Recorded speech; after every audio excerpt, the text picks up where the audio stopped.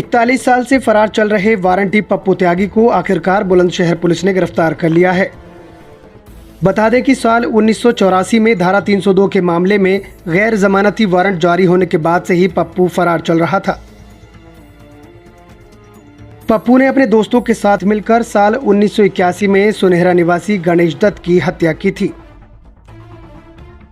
छात्र संघ चुनाव के दौरान हुए विवाद के बाद पप्पू त्यागी द्वारा गणेश दत्त हत्याकांड को अंजाम दिया गया था, जिसके बाद से ही साल 1984 में बुलंदशहर की सेशन कोर्ट ने पप्पू त्यागी को गणेश दत्त की हत्या का दोषी माना। हाईकोर्ट से अपील पर जेल से जमानत पर छूटने के बाद से ही मेरठ के मूल निवासी पप्पू त्यागी फरार हो गया था। 41 साल से परिवार के साथ मजे की जिंदगी बिता रहा था मेरठ का मूल निवासी पप्पू त्यागी। हत्याकांड के दौरान पप्पू के पिता बुलंदशहर नहर विभाग में जिलेदार के पद पर तैनात थे। हालांकि कोतवाली देहात थाना पुलिस ने 41 साल बाद पप्पू त्यागी को नोएडा से गिरफ्तार करने में सफलता प्राप्त की है। मेरा घर का नाम पप्पू था और वैसे मेरा नाम मनोज त्यागी है।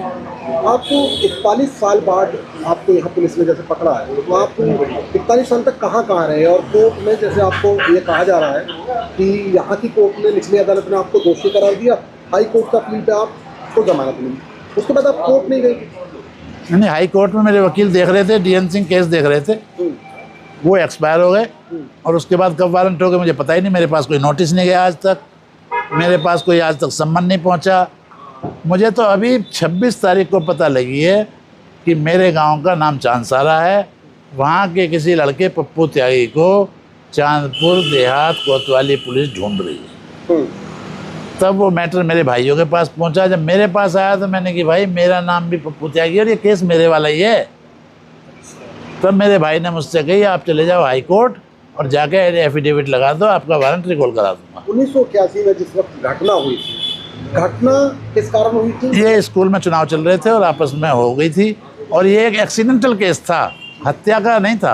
आप कौन से उसमें पढ़ाई कर रहे थे? DAV कॉलेज में। अच्छा। कोई कोई हत्या का किसी का मोटिव नहीं था और वो अचानक सरदार खान ने किस वजह से क्या करा और कैसे उसके मार दिया और कब में मार दिया ये भी नहीं पता।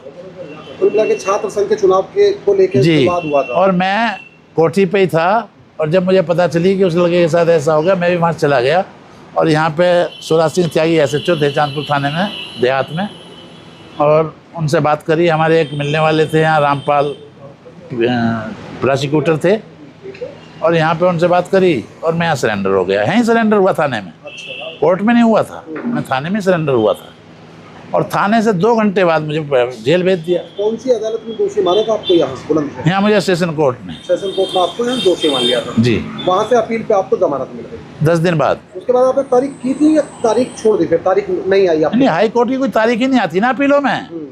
अपीलों में कोई तारीख नहीं आती। अभी तो अपील अभी चलेगी 10 साल ऐसे ही। तो आप शादीशुदा पहले से थे, बाद में आपने शादी की? हाँ, मेरे बड़ी लड़की मेरी जो है 5 साल पहले हो गई थी इस घटना से, 76 में। टाइम 24 न्यूज़ के लिए बुलंदशहर से इकबाल सैफी की रिपोर्ट। चैनल को सब्सक्राइब करें और हाँ, बेल आइकन दबाना बिल्कुल ना भूलें।